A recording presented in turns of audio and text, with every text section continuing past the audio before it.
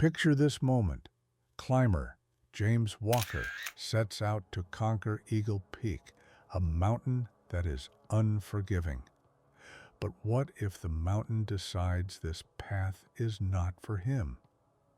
Wind, fog, and storms take away his landmarks, and his final journal entry predicts what comes next. The next day, disappearance. What is Eagle Peak hiding? Why do mountains swallow their seekers?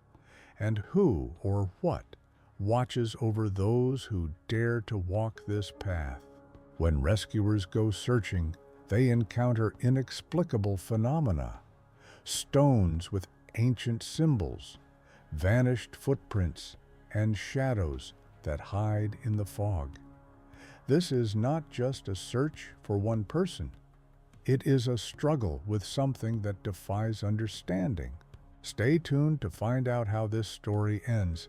Don't forget to subscribe if you want more. September was drawing to a close, and the fog-shrouded mountains seemed not only beautiful, but also dangerous. Eagle Peak, a mountain known for its natural beauty and challenging climb, has always attracted adventurers. But for 29-year-old James Walker, this mountain was more than just another test of his professional mountaineering skills. He was confident that he could overcome any difficulties. His training was impeccable, and the experience gained over years of working in the most difficult and unpredictable conditions gave him confidence in his own abilities. James has always been prepared for a challenge. For the past 5 years, he has worked as a guide in one of America's largest wilderness areas, taking tourists along the most dangerous routes, exploring uncharted areas, exploring nature and its unexpected threats. His reputation was impeccable, and he was loved by tourists for his knowledge and confidence. However, this time, things did not go according to plan. Having started his journey early in the morning, James knew that he was in for a long but wonderful day. He was counting on good weather because the forecast did not predict any dangerous storms. Everything began as usual, with full gear, a clearly planned route, and the calmness that comes with experienced travelers. The first day of the hike passed without incident. The only marks left under his fingernails were from the heavy stones, and the smell of rain hung in the air, adding to the sense of adventure. In the evening, having set up camp at the foot of the mountain, James sat by the fire and called his sister, letting her know that he was okay. "The weather is unstable, but I'm managing to get through. I'll be in touch," were his last words. And it really did seem okay. But something strange began the next day. Already in the morning, the wind became cold, and the clouds, which seemed not to be threatening yet, began to gain density, covering the sky with a thick fog.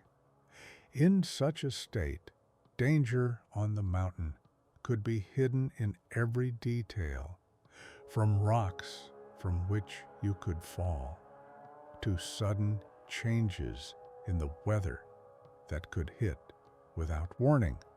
But James was determined. He moved forward, knowing that turning back was even more dangerous. The higher he went, the denser the fog became, and with it, his feeling that he was not alone. "I seem to see someone's silhouette ahead. Maybe I just got dust in my eyes," he wrote in his diary on the evening of September 18th. He couldn't see where he was going, but he knew he wouldn't stop. His feeling was right. This was the moment when the fog became so thick that James couldn't even distinguish the horizon from the ground. He had lost his way, but he kept moving, relying on experience and intuition.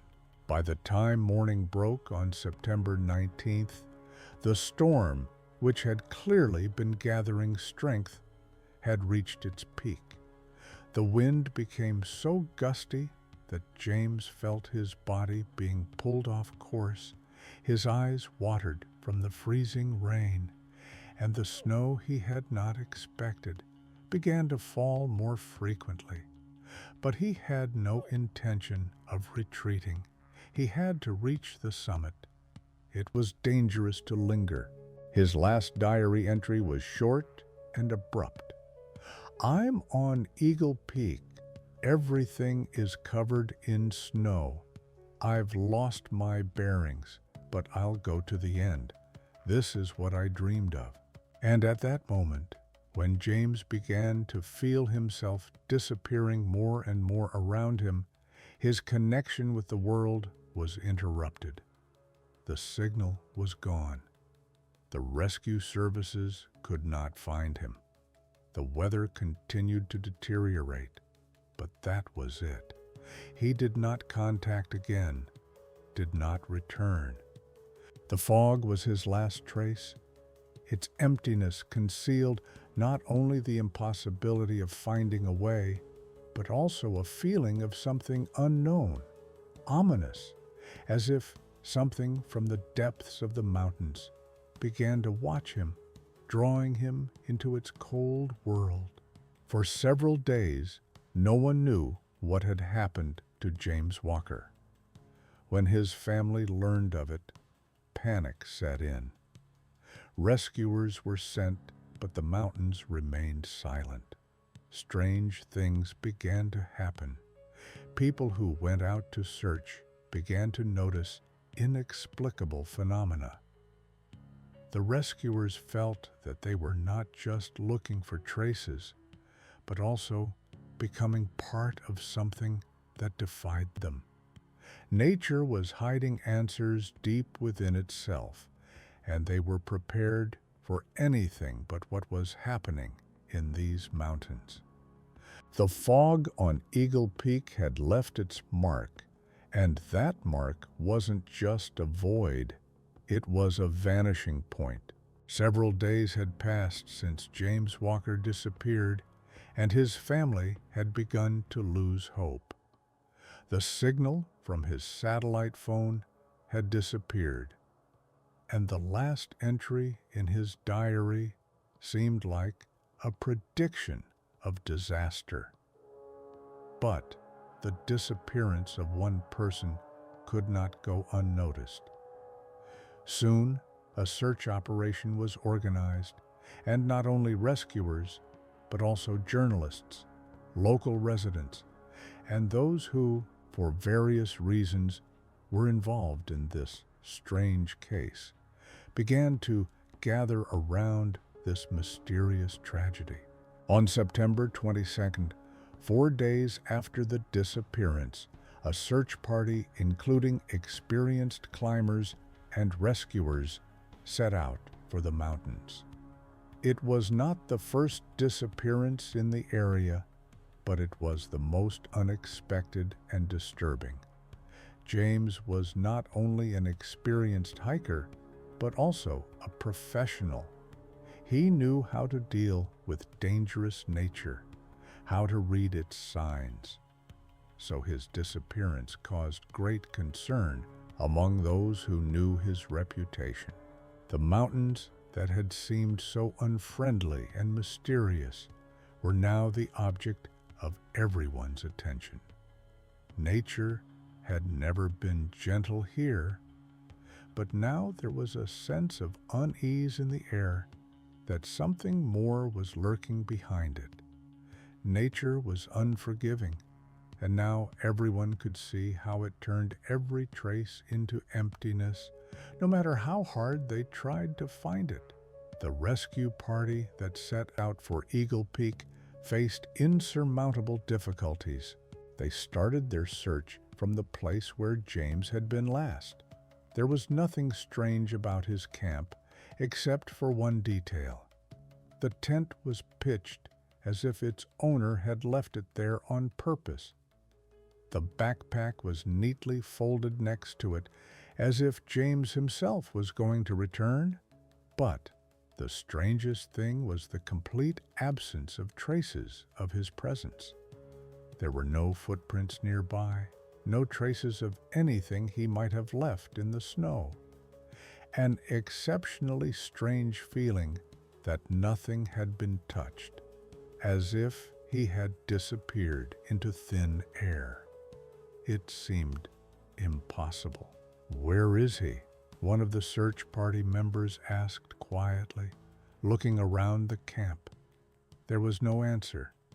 Only the cold wind that always carried snow burst from under the mountain peaks, creating the illusion of emptiness that swallowed everything around.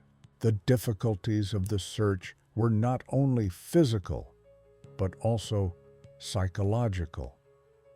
Every step in the snow seemed futile, every glance toward the mountain desperate. The place was so alien that it caused anxiety in anyone who tried to explore it. The mountains not only hid James, but also seemed to eliminate all possible explanations. The unknown began to eat away at those who were searching. The locals spoke of this place with some kind of vague fear in their voices. There was not a single legend, not a single old story that did not contain a hint of the dangers lurking in these places. People had been talking about disappearances for a long time, but no one knew what really happened to the people who disappeared in these mountains. One of the most disturbing aspects of the search operation was that despite modern technology such as drones with infrared cameras and satellite imagery, no trace of James could be found. At high altitudes, satellites could not obtain accurate data, and drones could not penetrate the bad weather. And no matter how hard the searchers tried, nothing was of any use. It seemed as if the land itself was hiding something that could not be found. The rescuers did not stop trying to find any traces. One day, in a remote part of the forest, they found a strange metal plate, partially buried in snow, on which an incomprehensible symbol was carved. The symbol was familiar, but no one could remember where it could have come from. The plate was old and covered in corrosion, and the symbol itself looked like something ancient, like something forgotten by time. "It's not something random," one of the researchers said, looking at the symbol. "This sign exists in several cultures, but always in the context of rituals. Rituals that have long been forgotten. And in these mountains, there are local myths that spoke of such signs. They were called signs that connect people with the spirits of the mountains." This was a turning point for the entire search party. At first, they had tried to find a rational explanation, but now there was uncertainty in the air that James's disappearance was not a coincidence. They began to look for clues that might be related to more ancient practices, or even to a local culture that the locals do not discuss with outsiders. Anthropologists and archaeologists soon joined the investigation. They were interested not only in the symbols, but also in other finds, fragments of old forgotten tools, some stones carved with a certain precision, uncharacteristic for the region. All this indicated that there could have been settlements in these places that had long since disappeared from the face of the earth. But even if these were just simple traces of old cultures, they still added a new layer of mystery to what was happening. The search continued, but the feeling of helplessness became more and more obvious. For the rescuers, there was nothing more difficult than trying to solve the mystery that continued to stretch like a fog, hiding everything around. On top of that, other oddities began to emerge alongside the search operation. Locals began reporting strange lights appearing in the woods around Eagle Peak. These were not simple flashes, but something more inexplicable. Lights that seemed to move, disappear, and reappear in different places. Some local guides, known for their endurance and practical experience, began to say that they too had seen these lights and that they were connected to something ancient that had not yet been discovered by man. As the search continued, more and more people began to believe that James's disappearance and the strange things in these places might not be accidental. But no theory was proven. So far, no one could understand what was really happening in these mountains. All that remained was emptiness and fog, which became increasingly obvious. Nature hides not only physical threats, but also unknown forces that can absorb those who dare to penetrate its depths. Those who dare to seek answers may find themselves part of these same foggy stories, disappearing into the same abyss. The days began to drag on, and the search operation, despite their increased efforts, did not bring any significant results. Every day, the searchers walked hundreds of meters trying to find even the slightest trace of James Walker. But the earth, mountains, and forests seemed to absorb all their efforts. The fog that did not leave the peak began to act on the people like a sponge, sucking out the last of their strength and confidence. Each morning began with new hope, and by evening, these hopes turned into deep disappointments. The search in the mountain gorges and forests increasingly resembled an endless game with nature, which itself set traps for those who tried to solve its riddles. Each new step gave only the feeling that everything around was becoming alien, as if this world defied logic. Rescuers began to notice that even their satellite devices began to malfunction, and the maps showed distorted routes. The Earth seemed to be alive, and it did not allow anyone to go further. In mid-October, as the cold weather set in, the team made a strange discovery. In one of the forested areas they had already surveyed several times, fresh tracks had suddenly appeared. They were not James's. They were human-made, but on a previously cleared path, they seemed to appear out of nowhere, as if someone had walked along these paths but disappeared, leaving no trace behind.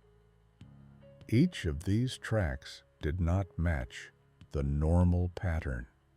They seemed to lead into a deeper thicket and then disappear.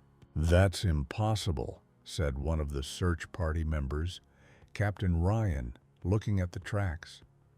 "We checked this area twice. There was no track." No one could explain how these tracks appeared in a place that had been thoroughly examined several days ago. The path that had been empty before now led into a forest they had not yet reached. It was as if the tracks had been painted specifically to mislead them. An inner uneasiness began to creep into their souls. For several days, the team tried to follow this new trail, but each new move took them deeper into the dark, seemingly living forest. The forest was not just a place to travel. It had become an enemy. Strange sounds, as if someone or something was watching them, began to haunt their steps. This was not the usual noise of the wild. It was a noise that felt like the presence of something invisible, something old and dangerous. On the fourth day of following the same tracks, in the middle of the day, one of the searchers, Thomas, stopped, lost in his sight. His eyes were frozen in one place. At first, the others thought it was just fatigue, but as they got closer, they saw that he was frozen, staring at something strange, the remains of an ancient structure, barely visible through the trees. "What is this?" Captain Ryan asked, coming closer. Ancient stones covered in moss, half hidden in the ground, looked like part of an abandoned building. Some of the stones were cut with such precision that it seemed impossible for the people who once lived in these places. The stones were straight, smooth, and suddenly rose into strange, unnatural shapes. But that was not the strangest thing. On one of the slabs was carved the same symbol that was found in James's camp, a symbol that could be associated with ancient rituals, cults that no longer existed in this world. Ryan examined the stones and said that this place should be explored. But as soon as the searchers began to examine the area, they felt something strange enveloping the air. The fog, which had previously been simply unpleasant, was now alive, dense, filling the space around them. It wrapped around them, as if limiting their movements. The feeling that something was hidden here, that one could be trapped here, became clear. Anyone who walked into this forest could no longer tell where the passage was and where he simply disappeared into the void. By this point, the psychology of the search party had begun to show its costs. People were becoming nervous, irritated, and every step was difficult. Almost no one dared to stay far from the group. But despite the internal tension, the search operation continued, and those who still believed that James might be alive were once again convinced that the tracks led to the place where this truth was to be found. One evening, as they were setting up camp near this mysterious place, something strange happened. Thomas, the man who first noticed the strange tracks, left his tent to make a final inspection. When he was gone for too long, the others began to worry and went looking for him. They found him nearby, kneeling, facing the stone, making no sound. In his hands was the same stone slab with the symbols. But what struck them most was that there was now another symbol on the slab, the same one that had been carved earlier, but it had now been supplemented. This new detail was bloody. Because of the reflection of the light, it looked like blood, but no one could figure out what it was. Something had changed. They felt as if the forest was breathing, as if the air was growing thicker. Night fell faster than usual. In the morning, they discovered that Thomas's tracks had disappeared. He was nowhere to be found. The next morning, the search party realized that they might not have been looking for James for days. They weren't looking for a man, they were looking for something much bigger. With every step into these woods, the last landmarks disappeared. Some claimed that James was fine, that he needed to be found. Others couldn't shake the feeling that this was more than just an accident. This part of the mountain seemed not just a place of disappearances, but part of something that couldn't be explained. Thomas's disappearance was a signal that the woods hide more than just death. They hide a secret that can never be solved. The path that once led to the truth was now blurred into the fog.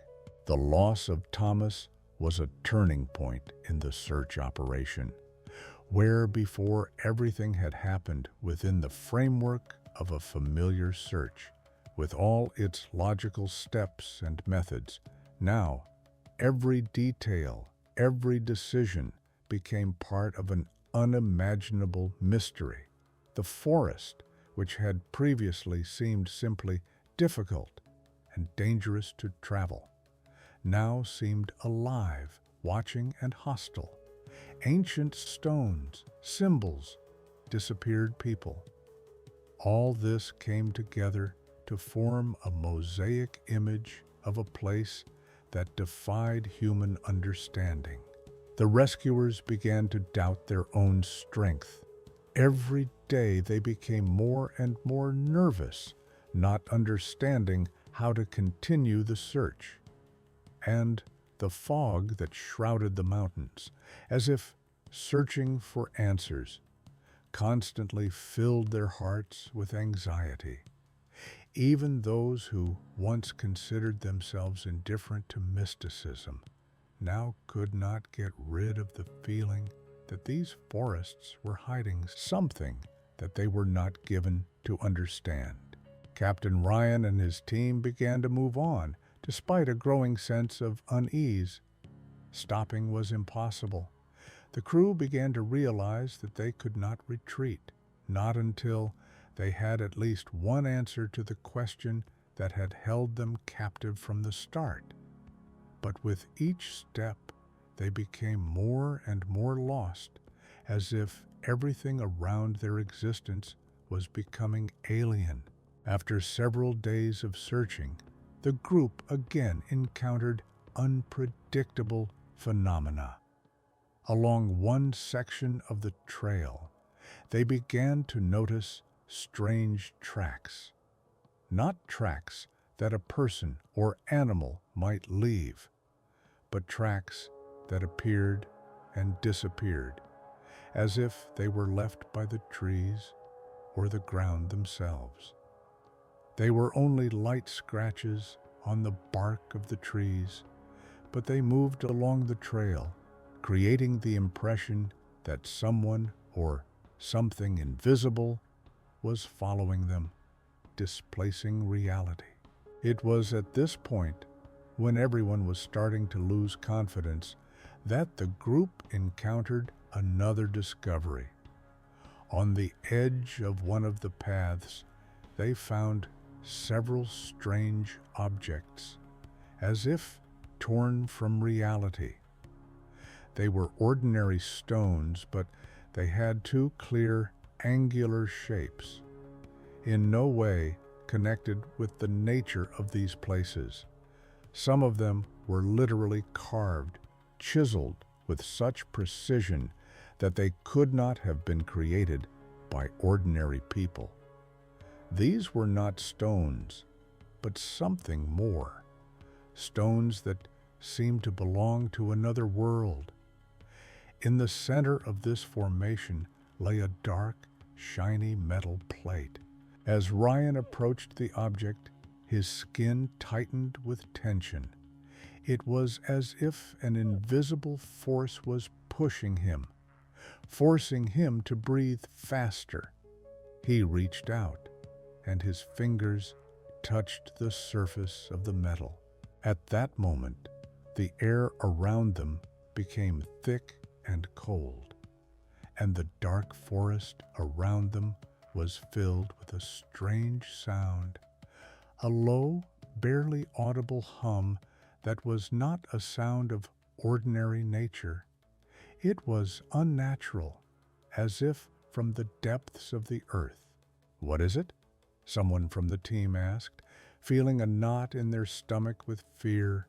No one could answer, but everyone sensed that this metal plate was. The team examined the object carefully until Ryan noticed that next to the plate was the same symbol they had seen on rocks in previous locations.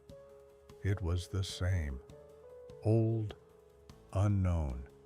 And when Ryan tried to ask what exactly they had found, something unexpected happened. The plate began to shimmer. It was not the usual metallic glint, but a real light that emanated from it, as if the plate itself had an internal source of energy. Everyone's eyes widened in surprise. Something was happening. This was not just an optical phenomenon. "We have to get out of here," one of the group members said in a quiet voice, keeping his hand on Ryan's shoulder. But before they could move away, the sound grew louder. A strange humming sound, as if something huge and ancient were awakening in this place. The light on the metal plate grew brighter, and the forest around them seemed to be holding its breath in tension. At that moment, the team felt the ground beneath them tremble. The stones beneath Ryan's fingernails began to crack, and he felt his body begin to weaken. Everything around him began to seem unsteady, and the fog began to thicken rapidly, becoming almost visible matter. "Quick, let's go!" Ryan shouted. But before they could take a step, one of the figures in the group disappeared. Panic gripped the others. They began to rush about, trying to find each other, but the forest seemed to eat away their tracks. The strange light coming from the metal plate disappeared as soon as they began to move away. But the shadows did not disappear. Shadows that seemed to be moving towards them, as if watching their every move, which was the most terrifying thing. Ryan, standing at the edge of the same place where one of the searchers had disappeared, didn't know what to do next.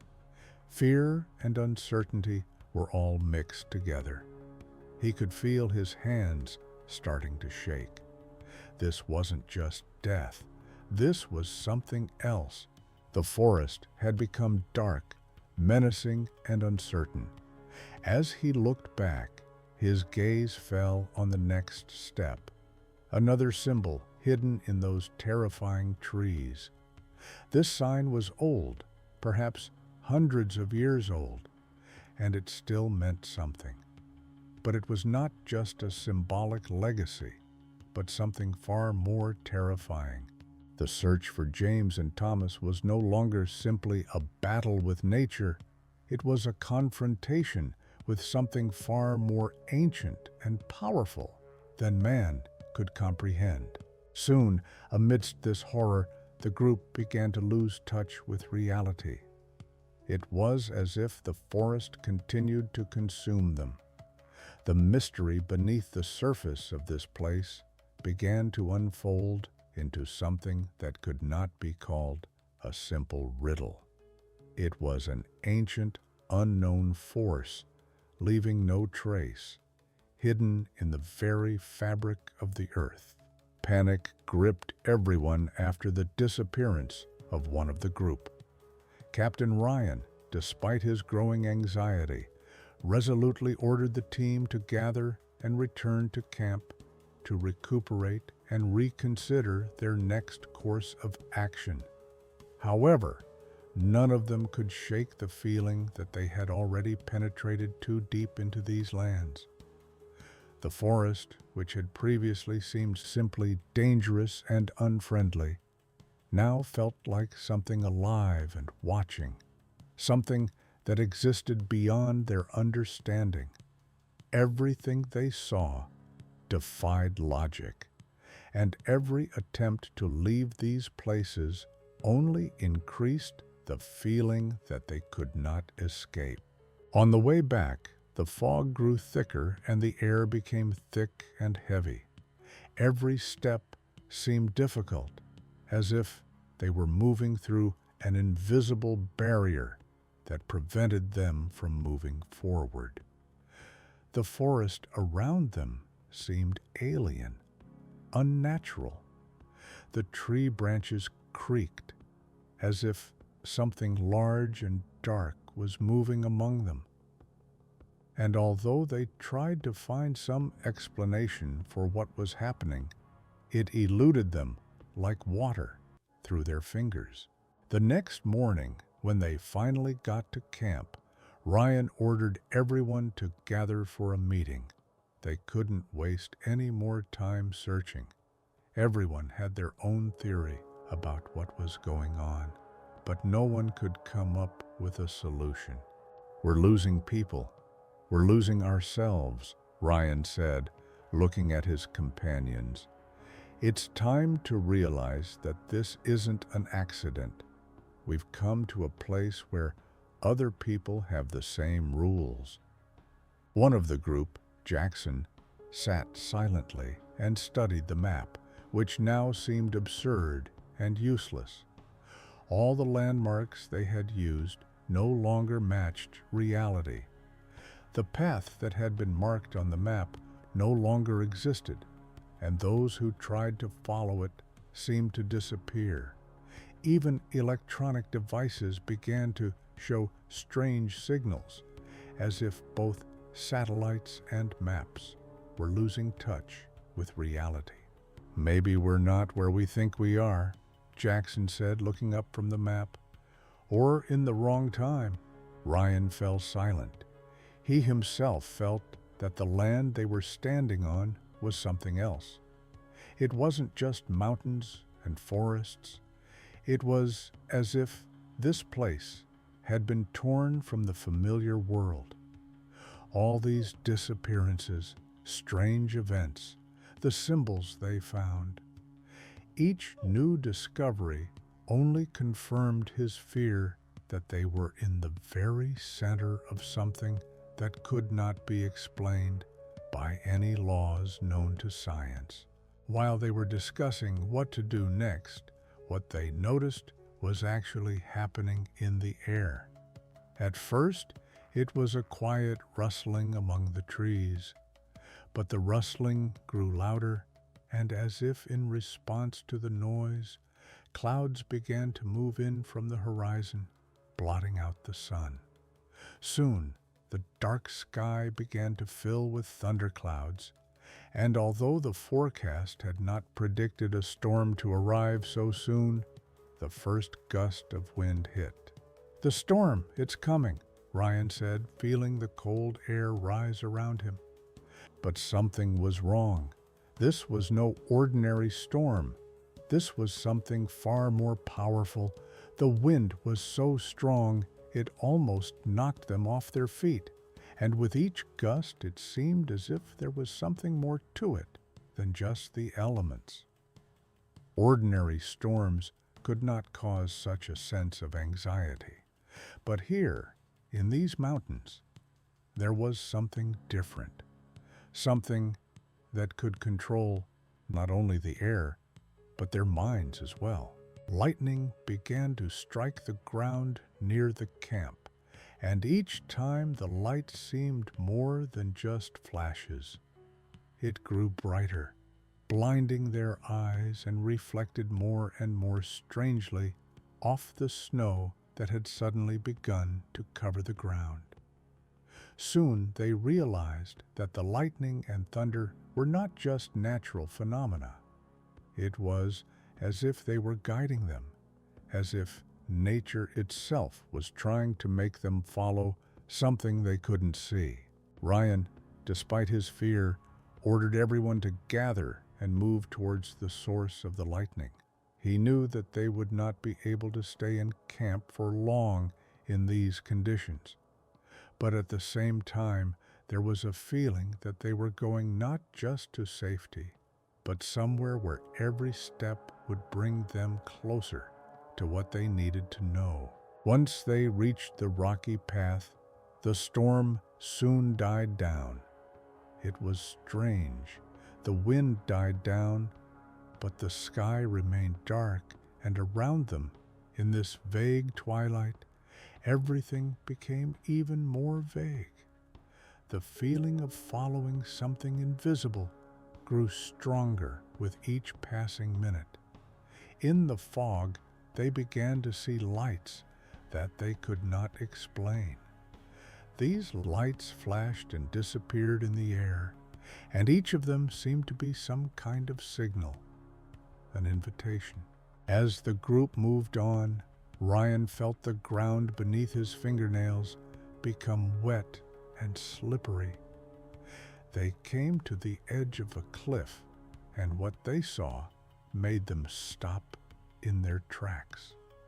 Down there, in the unimaginable darkness and mud, was a large fissure in the ground, a gaping void, like a great fissure dividing the mountains. There were several figures standing near the crack. They were translucent, almost invisible, but their silhouettes were clearly visible in the lightning. These figures did not move, did not speak, but such power emanated from them that everyone who looked at them felt something unimaginable within themselves. It was not fear. It was a feeling that they did not belong to this world, that they had become part of something huge and unknown. The figures stood there like silent sentinels, guarding the entrance to some ancient, hidden reality. Fear gripped the group, but even greater was the feeling that they could not return. In that moment, Ryan realized that they had entered a place where there was no turning back, and every action they took would have consequences they could not predict. There was something strange about these figures. They seemed to be waiting for something, and something was happening because the forest, despite the storm, became quiet and everything around became completely motionless. Ryan felt that if they didn't leave now, something important would change, but his body didn't seem to obey.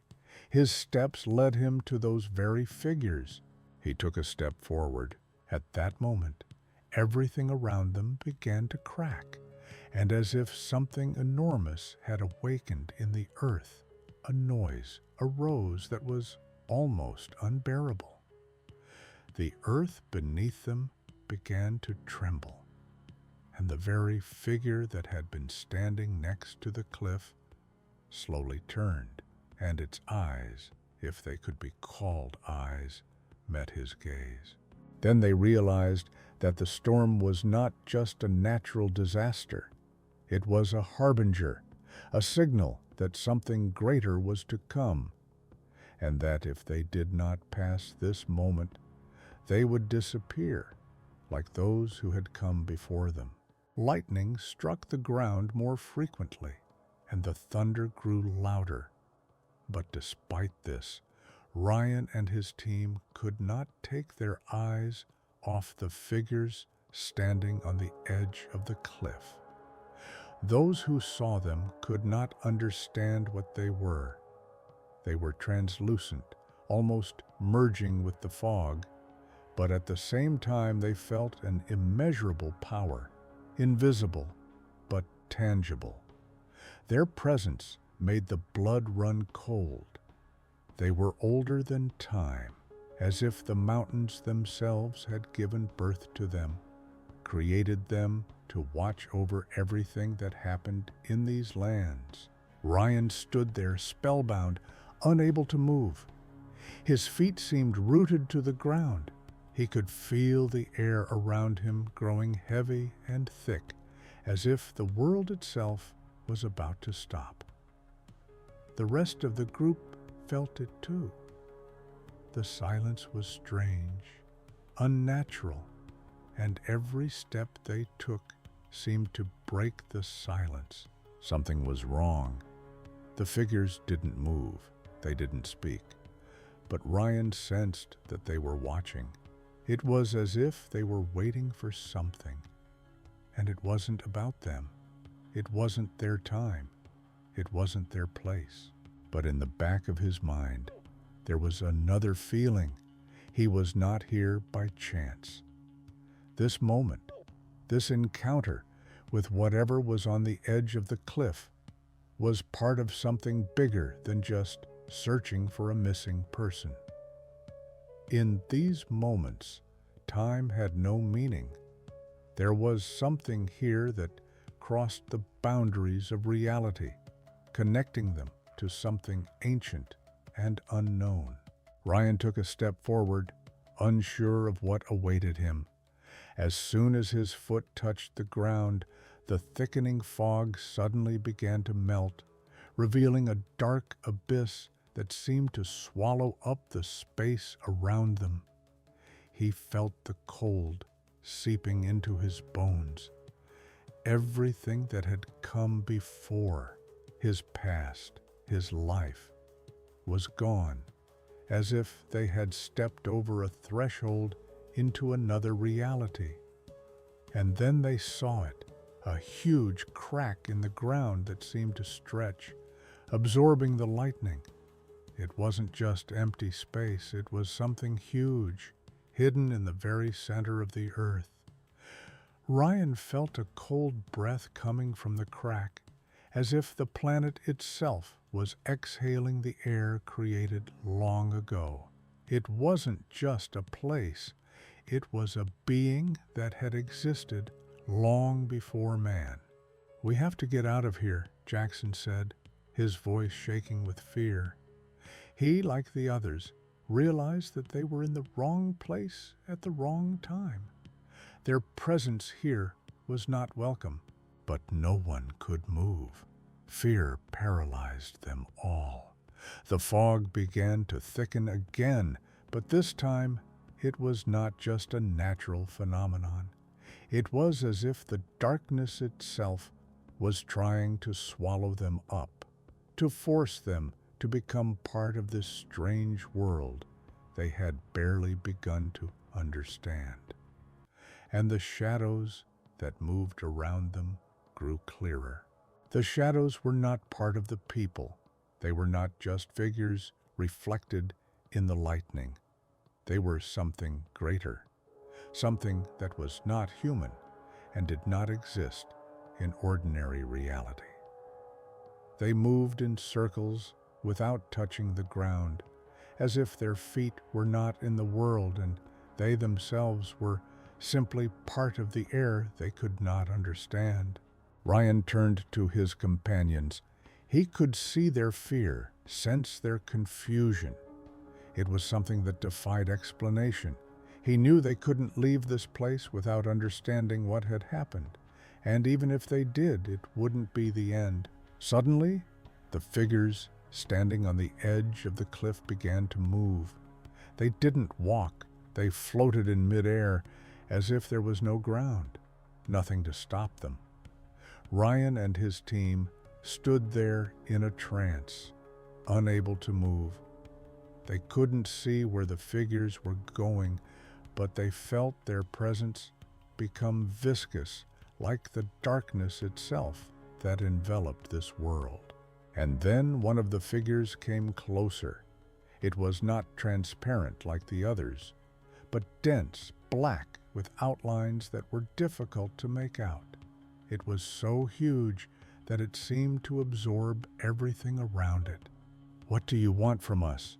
Ryan asked desperately, not understanding why they were here or what was going on. The figure didn't answer. It continued to approach, but now Ryan felt his consciousness begin to blur. The questions were gone. The self was gone. He saw only the figure, which now filled his entire field of vision. And in that moment, he understood. They weren't here to find James or anyone else. They were here to become part of this land, to become part of what was hidden in its depths. And this wasn't a test. This was a merging with what was here before them, what would be here after them.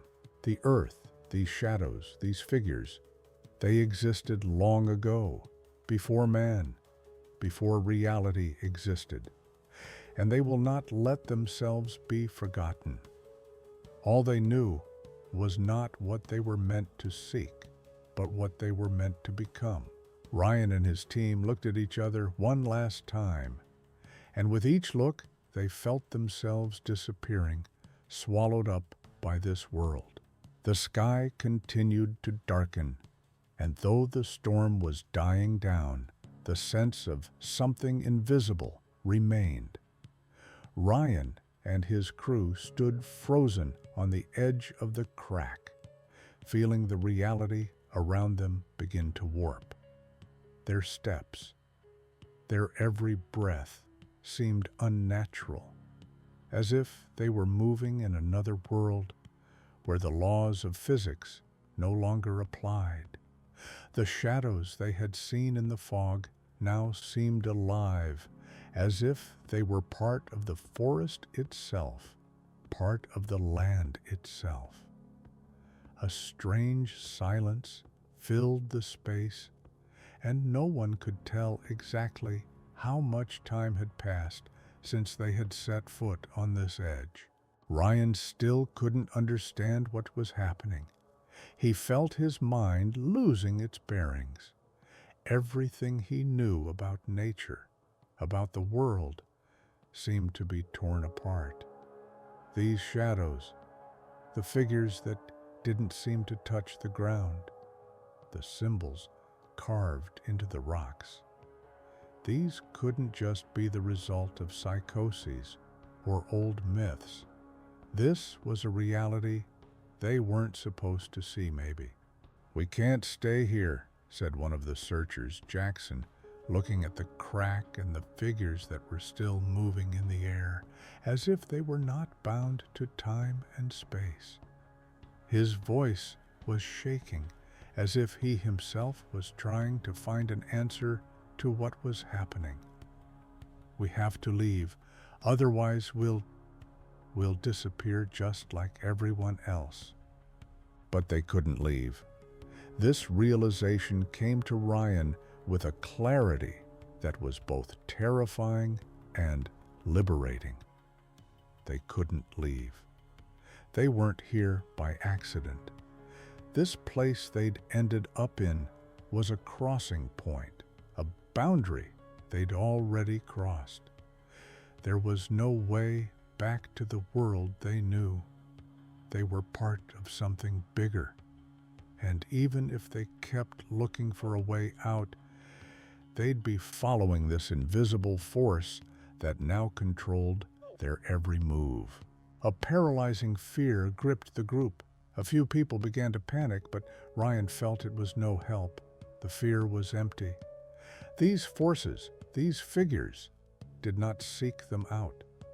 They were already part of this world, part of those who had once walked this earth and never returned. What they saw was not a punishment, but part of a process, part of a force that had existed long before humans. Ryan glanced back at his comrades, and in that moment, his gaze fell on the figures standing near the crack. They were not just observers.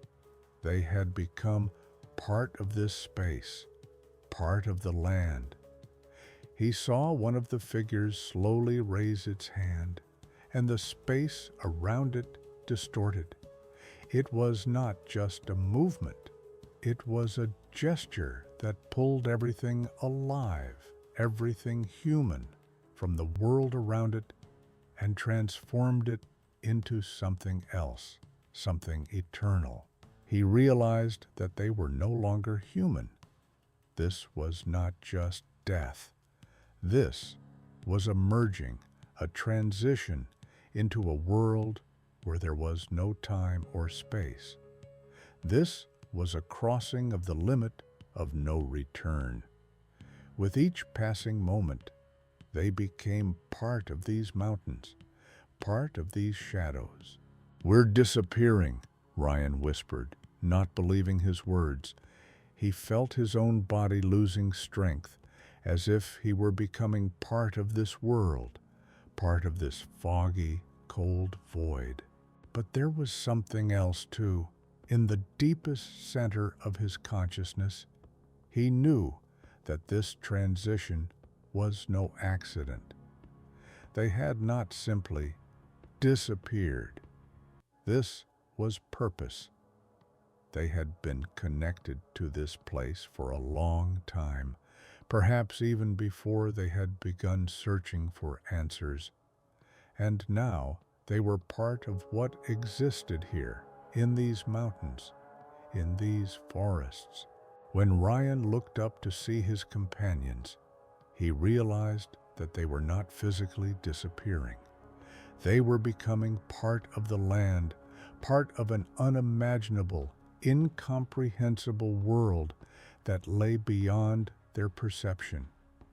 And the longer they remained here, the more they felt as if they were losing not only their bodies, but their personalities, their essences. With each step he took toward the still standing figure, Ryan felt his consciousness blur, his perception of reality dissolving into a misty space. And if he could look back now, he would see that there was no one there but shadows and stones, all gone, dissolved into thin air, becoming part of this ancient, unknown world. When Ryan and his group disappeared, nothing changed in these lands. The fog remained, the figures continued on their way, and reality, as before, defied understanding. These mountains, these forests, these lands continued to exist, and no one knew how many more people would pass through this boundary, disappearing like those who came before them.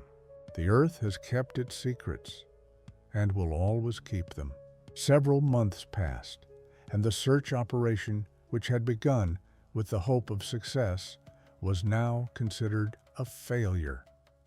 The team that had set out to look for James, Thomas, Ryan, and the other missing persons had long since lost track. Nothing had been found. All those who had gone into these mountains had disappeared without a trace. The search was officially stopped, and disappearances in this area were no longer considered exceptional.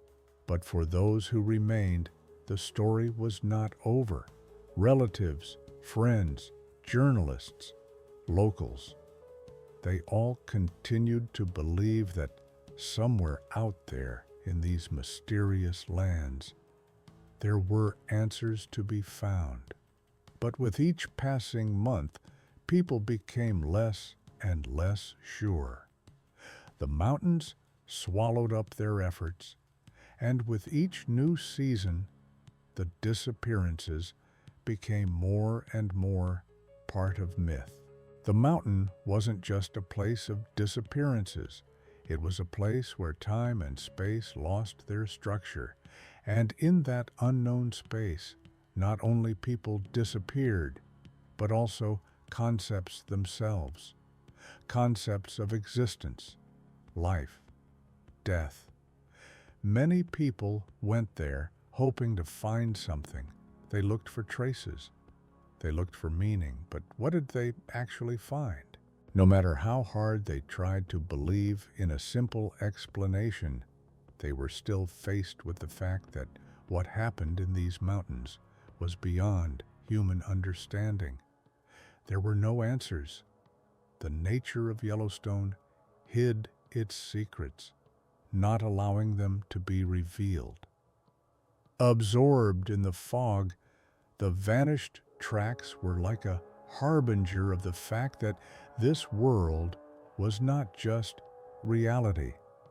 It was something else, a crack between worlds, a time boundary unknown to man. There was no point in searching. All these attempts to bring back their loved ones, all those who had disappeared, now felt like something meaningless. They had become part of what was hidden in these places. And in the place where people had once walked, there was now only emptiness. No traces, no signs, no hints. But sometimes, when the sun's rays break through the fog, you can see something flickering. It wasn't a visual phenomenon, but rather a feeling when something vague, non-existent, but still present, fills the air.